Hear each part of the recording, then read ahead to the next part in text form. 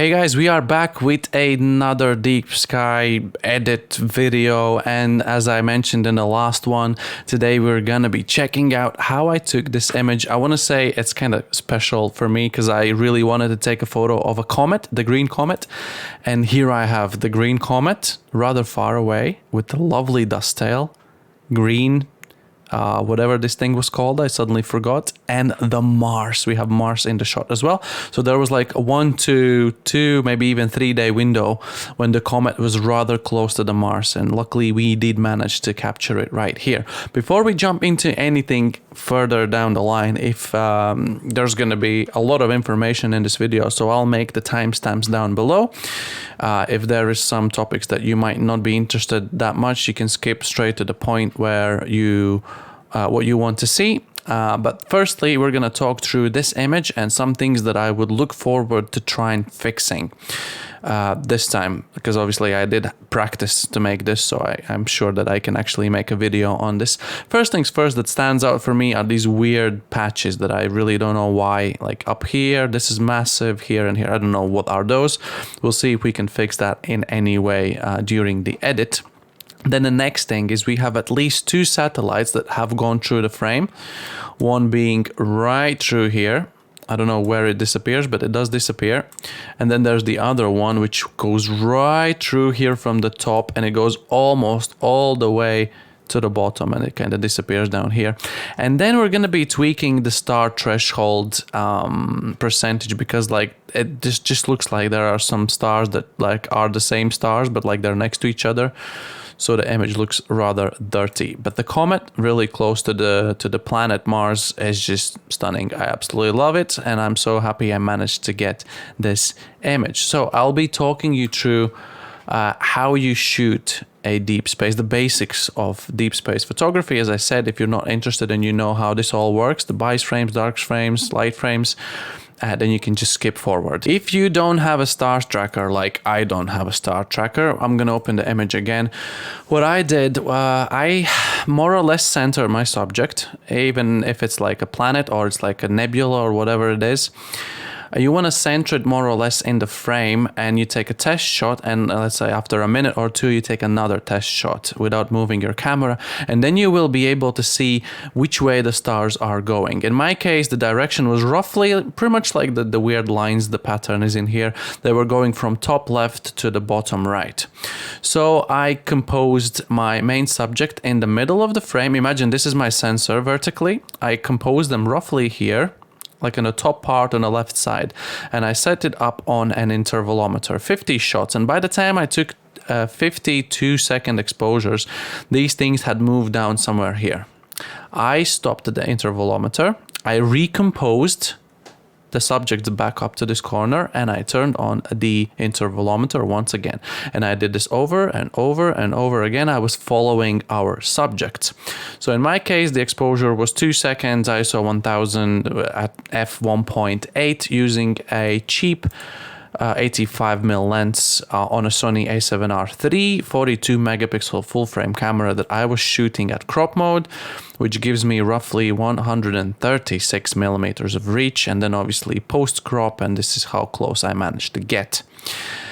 Right, so some of the calibration frames that I need to tell you about. So we have, so the good exposures, the 2-second exposures that we were following along our subjects are called lights. You can see the folder of lights. I have them all in here. Then you have darks and bias frames. The darks are exactly the same exposure. You only just put a lens cap on your lens. Make sure the camera is still outside, so the sensor and lens is in exactly the same temperature. The focal length and focus is exactly the same, and you just take 20 to 50 dark frames for calibration, and then you do exactly the same frames with the same exposure with the lens cap on. Only crank your shutter speed all the way up to either it's a 1/4000 or 1/8000, really depends on your camera. Yeah, we're gonna get into DeepSkyStacker. I'll try and explain you why we need these calibration frames, but But yeah, this is all I shot before editing. This is a DeepSkyStacker, the one of the programs we're going to be using today. If you just go on Google, type DeepSkyStacker. I'm currently using 4.2.6, works perfectly fine to me. And this is where you want to register all your photos, and this software is going to stack all the images for us. So we need to put the light frames in here for registering, and you can see it doesn't say light frames anywhere here. So for the lights, you want to just go on top and click open picture files. Make sure you find your folder, deep space, whatever, and there are the light frames, and I'm gonna select all my light frames. Don't worry about those 2 auto saves because those are the ones I did earlier. So select, clicking first, and then drag down all the way to the last, holding the shift key, click on the last one. It's going to select all of them. Click open. So there are light frames. Then we're going to upload our dark frames in the same kind of fashion. Found the dark frames here, select all of the images and click open. And the same goes out for bias files.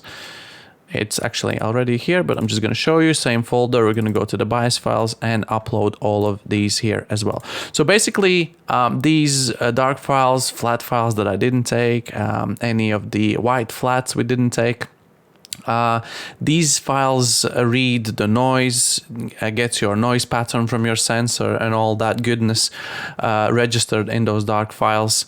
And then later on in the editing process, it will help the software to by recognizing what are your noise patterns and things like that, your final image is going to come out cleaner and in a better quality. What you want to do now, you can see we have 20 bias frames and 20 dark files, but we have no light frames. So what we're going to do now, before we check anything, register anything, you can click on these files actually, and you can view them here. I know it looks pretty poor, you can't really see, but if you go up here into the corner and you adjust these levels here, don't worry, you're not editing anything.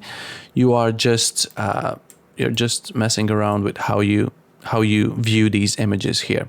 So I've made this rather bright so I can see it. So you can see there's the Comet and the Mars itself. And what I'm going to do right now, I'm literally going to click through frame by frame. I only have 200 of these, so it shouldn't be too difficult. And I'm going to try and find those files where the satellites are in. But before I do that, I'm actually going to go and say check all. So all of them are checked, you can see here. And then whenever I find the image that I don't like, I'll just uncheck it. And it's not going to be the part of a stack. Weirdly enough, I did go through all of the images, but I wasn't able to find neither this kind of satellite going through the frame or this kind of satellite going through the frame. It's actually very, very nicely. You'll be able to see what I meant by recomposing your shot. So I've set this alphabetic file numbers, so you can see how I'm going to click on the next and the next and the next, and the stars and everything, they are slowly moving this way. And whenever I will restart my intervalometer, which I don't know when that's going to be, so you can see I intentionally composed them up here because I knew they would be moving down this way, trying to keep them as far as possible from the edges, because during the stacking process the edges are going to be completely messed around. And you'll see I'll go down, these are going to move down, and eventually you'll see they'll be on the top left once again. That's when I've switched off the intervalometer, recomposed, and set it up again. I'm just trying to, and you can see the comet is actually so far away from the Earth at the moment that like it looks like it's just moving with the stars, although it does have its own different trajectory. I don't know how far I need to go before it's recomposed back to the top. Okay, let's keep going. And this is literally, you can just go through and find if there's like any weird artifacts in the images that you don't like, and you can just deselect. Maybe there's a plane that has gone through the frame or something like that. You can find sometimes very annoying. Alrighty then. I don't believe, have I actually shot this in a single go? Yeah, I think I have actually shot this in a single go. 200 images, yeah. So eventually, if this gets too close to here, you just switch off the intervalometer and recompose to the top. Right, enough of that. I actually noticed one thing, that this area here actually has significantly less stars. So I just think that's what it is. I think this might be a bit extreme, but I think that's just how it is at this area right here. So we have these all checked right now, and we're gonna go up here and click register checked images, and we're gonna go through some of these settings and see if there's anything we can do better than I did the first time around. There's a really cool feature in DeepSkyStacker which is called the edit comet mode. This mode may be used to edit the position of the comet in image. So if you click this, then you can literally select comet in every single frame, and if the comet would be closer to the Earth and it would have predominantly different trajectory from the rest of the stars, like if the comet would be moving like a lot, let's say this direction, but the stars are moving this direction, you would have to go and mark the comet. You would click here, mark the comet, go to the next file, mark the comet, and you would go through all of your light frames just like that to register the comet's path, and then the DeepSkyStacker would stack the comet and the star separately. But since the comet is so far away from the Earth, and you can see we went through the images and it literally just looks like yet another star, and it literally doesn't really change a position in any other way, but it just moves along with the star. So we're not going to be using the comet mode. We're going to go now, after all the images are ticked, we're going to go register checked pictures right here, and we're going to go to advanced, and here's the star detection threshold.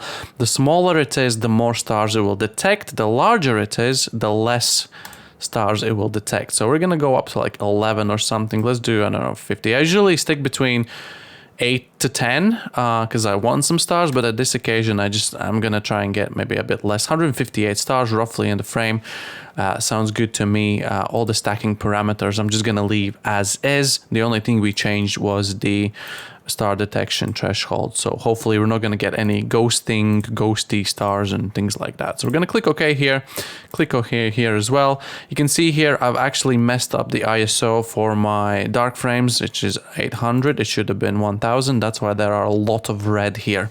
Usually if everything's okay, all of this is either black or green like this, but at this time it says that there's a warning, ISO speed not matching with light frames, and yeah, you can learn from my mistake and make sure you do it right. No flats, yeah, because we didn't take any white flats. Let's click OK here, and again, so DeepSkyStacker here is going to register all the pictures, register all the stars, and then it's just going to squish it all together in one big fat TIFF file, and we're going to be bringing that into Photoshop afterwards. Here's the image from the DeepSkyStacker after it finishes the stacking, and I know this really does not look like much, but trust me, this is like this frame here has a lot of information from all of those 200 images.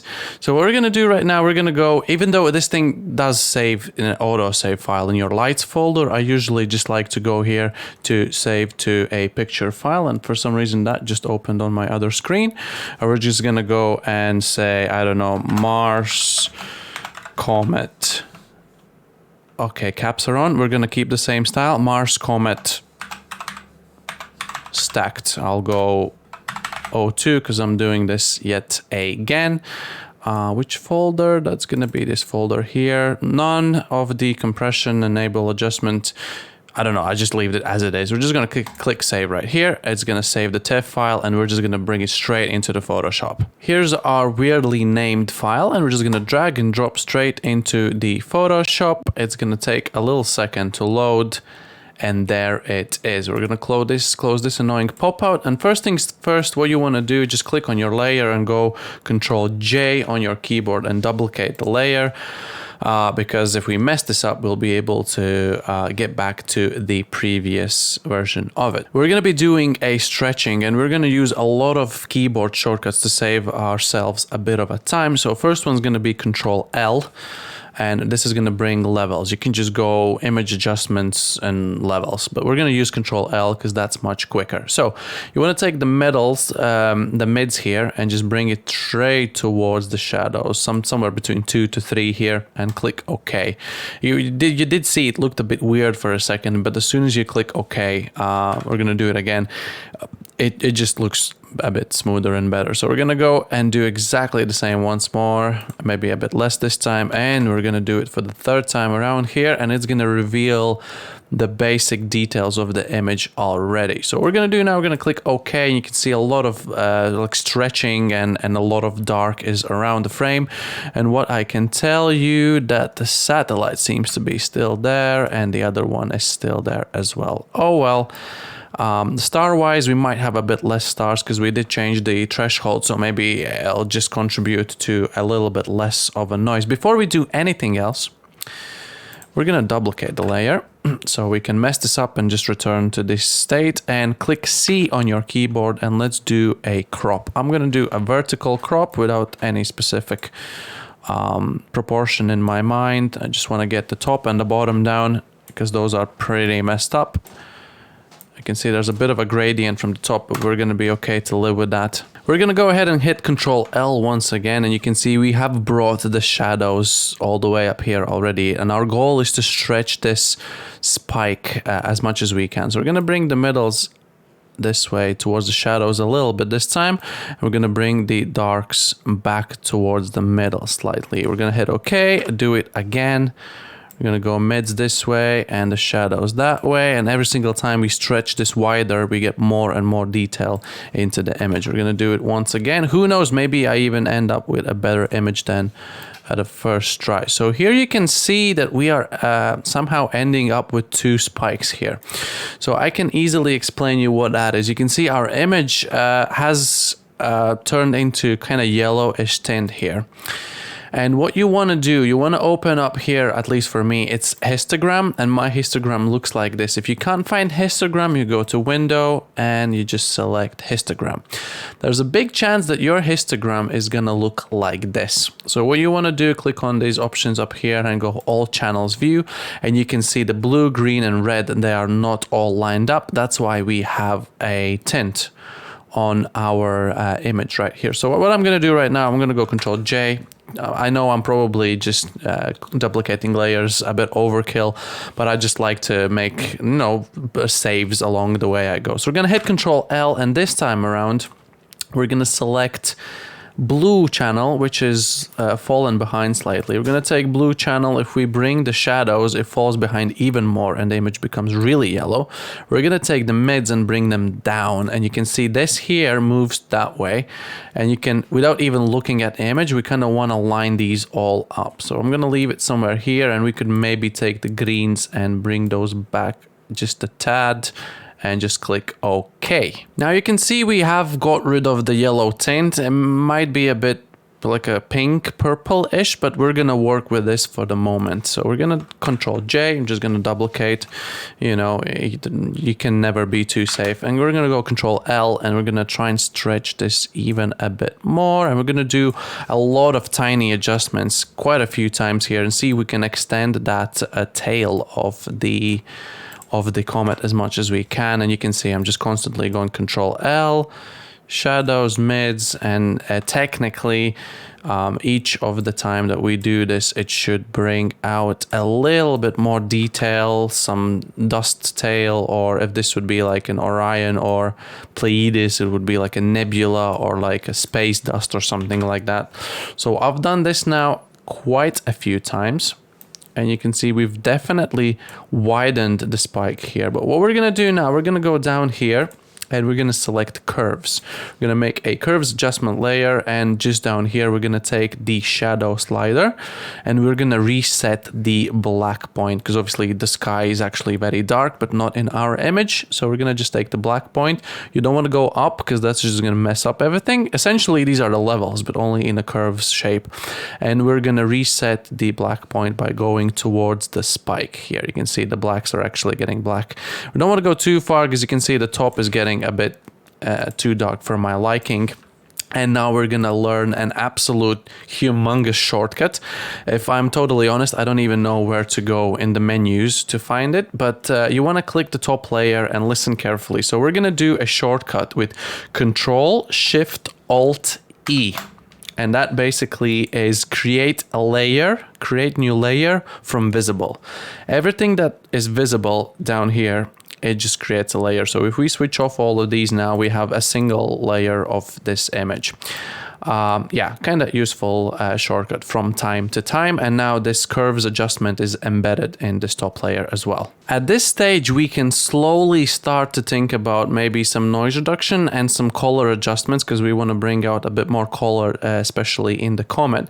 So a very powerful filter, if you go up to the filters and you just go to camera raw filter. So that's the Photoshop built-in camera raw filter that usually works with CR2 files from Canon cameras and things like that. Well, literally any raw file that you might bring in to Adobe Photoshop, it will come through the camera raw filter. I'm not entirely sure why it's, oh wow, it's actually taking its time. Oh no, I'm just messing it up. It actually opened up on the other screen. There we go.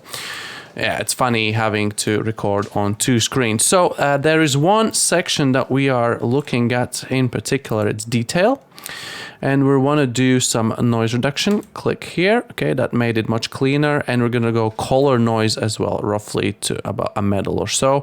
Yet we're going to keep some of the sharpening because we don't want to lose any of the sharpening of the image. I know it's a very subtle change, but trust me, at the end of the day, it's going to make all the difference. So cool, right? We're going to, as you can guess, we're going to duplicate the layer. And what we're going to do now, we're going to try and fix the little gradient we have here. So we're going to go to levels. Again, we're going to take the middle slider, but we're going to make the image darker to the point where we are happy with this side of the image. This is going to be too dark. Don't worry about that. Where we are kind of happy with this side. So it looks much, much darker, right? Let's go to something like this. Yeah, that seems good to me, and click OK. Now what you want to do, you want to go ahead and make a, suddenly forgot what, a layer mask. So we got a white layer mask right here, and we're gonna take our brush tool with the black color. As you can see here, again, it opens up on the other screen, but we have a black color selected, and we're gonna select our brush tool, which seems like to be very tiny. All right, so this is the glitched episode where I'm not gonna see my brush tool, am I? I don't think I'm gonna be able, yeah, I can't see my brush tool, that's fine, that's totally fine. We're gonna go to about 40% opacity, maybe a bit less on a large brush tool. And we're just gonna draw black paint here on the layer mask where the darker bit of the image is. Maybe we're gonna go Control Z and we're gonna make it slightly bigger. That's unfortunate, I can't see it, but we're just gonna do it like this. There we go. And now we're gonna make it smaller, and we're gonna go over this darker area still. Something like that. And you can see the layer mask, it has literally like a gradient over, but this side now it's balanced more with the other side. So what we're gonna do now, you can guess, we're gonna go Control Shift Alt E, make a new layer from visible, and we're gonna stretch this out, Control L a couple of more times because we kind of messed up the stretch with the previous adjustments. We're gonna go ahead and do it yet another time. Yeah, you can see like the image in terms of like being, you know, without a gradient is now a slightly better shape. And we're gonna do another stretch for another time. This time we're gonna make it quite a bit brighter. There we go, and hit OK. Now we're going to be working on the color adjustments, specifically on the Comet. We're going to duplicate the layer, Control J. We're going to go and hit Control U to open hue and saturation, and we're just going to crank up that saturation quite a bit right here, but that's not going to be the final, around 35. Hit OK. We're going to do another layer mask, and you can guess we're going to take our black brush tool once again, and we are going to paint away on the rest of the image. So we take away the hue and saturation because we don't want the sky to be overly saturated. We just want the Comet. I might have gone a bit too far up there, right? We need a smaller brush. And it's again a shame that it has glitched right now when we're recording and I can't see it, but you're going to be able to see it, don't worry. And I'm just going to paint over these. We're going to bring down the opacity significantly, maybe even the size a little bit. So it kind of nicely blends in here. Okay. bit closer here. Don't worry if you actually go on your nebula or your comet, whatever, and you can see how the layer mask looks here. It's quite weird, but we're gonna embed this change. Again, we're gonna go Control-Shift-Alt-E, layer from visible, and that is our new image that we're going to be working it right now. So we have cropped and zoomed in quite a bit, so we're going to try and restore some of that resolution by hitting Control-Alt-I. This is going to bring up the image size on your Photoshop, and what you want to do, just go to resolution and change it up to 150.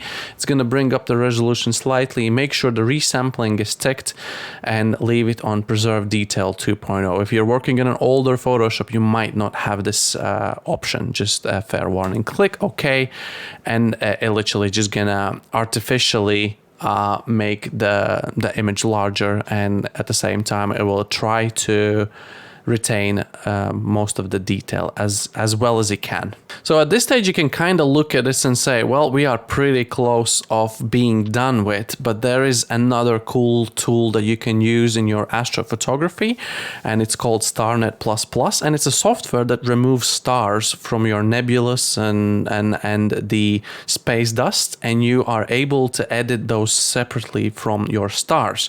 So what we're gonna do right now, we're gonna go Control-Shift-S, and we're gonna say, for example, a Mars Comet stretched, I don't know how you spell it, stars, and we're gonna save it as a TIFF in our folder. Click save. Right, okay, that has now been saved. Now it pops up with this window. Change nothing in this. You're going to leave everything as it is. Click OK, including layers will increase file size. That's totally fine, and hit OK right here. So what you want to do right now, you want to go on Google once again, and you want to find a StarNet++, which I have right here. It's much more easier to work with it on Windows. If you're a Mac user, I'm really sorry for your bank and for this software as well, but you can surely find a tutorial how to do it on the Mac. Unfortunately, I'm on Windows. It is fairly simple. So you want to open the StarNet GUI. It's going to come up with this little thing here. An input file is the one that we just saved with the stars, deep space, Mars and Comet, Mars, Comet, stretched stars. And the output file we want to rename to stretch Starless. And it's going to be the same location. And we're going to click OK. It's going to run its weird Windows stuff and do some magic, and it will eventually save a starless image of all of this. It's actually running on the other screen. It looks something like that. It does all its magic. You see, it gives you percentage, and when it's done in the direction where we saved it, it'll give you a file with like the comet light and some of the haze around probably the Mars without the stars. And we're gonna take that photo. I usually prefer to do local adjustments in Lightroom. You can do it in Photoshop, but I'll take that image in Lightroom, and we're gonna edit the comet haziness up there. So you can see it was quick and it's done even while I was still talking. This is our starless version of the image. You can see we have gone away from all the stars, and even the Mars has been taken as a star, even with all of its glow, and it has been removed, but yet we still have this haze and the dust tail from the comet, which is pretty cool. We're gonna go and develop, and I'm actually not 100% sure what we're gonna do here. I know we're gonna grab the brush tool. Luckily we can see it here in Lightroom, and I'm gonna crank up maybe clarity and a bit exposure so I can see where I'm painting. And I'm gonna paint just around here of this. This is gonna look pretty terrible. Oh wow, I'm moving it. That's not what I meant. This is gonna look pretty terrible for the time being, but don't worry, we're gonna crank back on those settings here. So that's roughly where our comet is. So what we're gonna do now, we're gonna bring up some of that saturation. I'm gonna bring up maybe clarity. Probably isn't the best thing to use here. It would be better for some nebulous and things like that where you have detail. We're gonna bring up the white, so artificially extend if you will, the tail maybe slightly, and maybe a bit more saturation. Hopefully it doesn't stand out too much from the rest of the image. And regardless of the rest of the image, I don't know, we can probably just bring down reset the black point slightly maybe. Yeah, so we get maybe rid of some of that noise. Where's the detail tab? Detail here, and we just bring up some of the noise reduction here. There we go. And some of the sharpening and overall saturation maybe of the image, because I really want that comet to pop. And maybe from the image itself, we're going to take away the blue slightly so it's not too blue. And I think this is where we're gonna leave it if we check before and after. Again, the change is not massive, but all in all, altogether, these little steps are gonna make the image look very nice. Now we are really close to finishing this image. So there is our Mars Comet Starless Lightroom edit, and we're gonna bring it in Photoshop right here. This is what it looks. We're gonna go back to our main image. We're gonna go Control A, Control C to copy all this, and we're gonna go back here and hit Control V. So now this image is on top of our Starless image right now. So now it's up to you to play around with the blending modes, which you can see here. So we're gonna select the top layer here, and usually I would choose between lightened and screen, but screen makes the image really bright for some reason. I don't want to deal with bringing it back to dark sky, so we're just going to use lightened. Arguably you can still use lighter color, but I don't actually know which one of these look better. We're just going to go with lighten, and then you can see we switch off the bottom layer. Yeah, it just gives you a bit more to the comet. One thing standing out in the image right now is that we have a weird kind of darker circle around the Mars, because it was obviously removed from the image. And now that we have finally done all the blending modes, it just looks weird. You can see in the previous version we didn't have it. There's an easy fix. If you select the top layer here and we hit the good old Control L for levels, and if you take the mid slider and, as usual, take it down towards the shadows, it'll just kind of, like, literally I moved it by 0.05 and it already fixed it itself. So we're gonna click OK here. Before we do anything else, we're gonna go Control Shift E, Control Shift Alt E to create an image, so we can just hide these two layers, and this is now a merged image. Before we do anything else, I don't know, for good measure, I don't know, we can just, for a meme, do maybe another stretch. You can see the comet's tail is actually looking pretty nice. I'm gonna do a quick one. You don't have to do this, I'm just overkilling it right now like this, and perhaps we're just gonna go to curves adjustments and reset the black point slightly, maybe a little bit more. And we're just gonna hide this, and honestly this is gonna be our final image. I'm gonna quickly try and compare it to the first option we did. It looks like I managed the white balance on the first one slightly better. What do you think? This one does seem to have slightly a better, like in a black tone. This one's slightly more bluish. I suppose we can just Control L and go to the blue channel and maybe just take it away from the darks. Now we made it pretty blooming dark, nice. And just go back to the normals, and we're just gonna make the blacks a bit more black.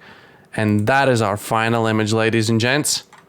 We're gonna open up side by side. So here is the original that I did right here, and here's gonna be the new one that we just did. If we put these things side by side, if I can get it right, there we go. So this is the original, this is the new one. The crop is similar, slightly different, but you can see I think we've managed to bring out the tail dust here and just the comet overall better and so on. But like generally very similar image. I hope this knowledge will be helpful to you. All the steps that we just took here, apart from marking the comet, but that's for another day, for another video. All of the steps that we took here, you can literally go ahead and just use on any other deep space object. This would be the same way for every other deep space object you could photograph. Like I have a lot of tests here for Orion Nebula and so on, or Pleiades, for example, star cluster, another very, very nice object to shoot in the dark sky. All of these steps, starting from the stacking to the Photoshop stretching, StarNet++, star removing, editing the nebulous and the dust separately, either in Lightroom or Photoshop. I prefer Lightroom. Most of people I've seen actually use Photoshop for that, and all the merging and saving. All of these steps go along the same way for any other deep space object, but this one's in a special occasion, at least for me, that we have managed to take a photo of not only the comet that I really, really wanted to take a photo of, but the Mars as well, which is absolutely stunning planet as well. So yeah, thank you so much for watching. I hope this was useful. Make sure to subscribe for similar videos, editing, lens reviews, vlogs, and DIYs and things like that we put on this channel. So yeah, really excited for this image. I should actually get this printed. But yeah, that's where I'm gonna leave you. Yeah, again, hit the like, it really helps out on YouTube, and we'll see you guys in the next video. Bye bye.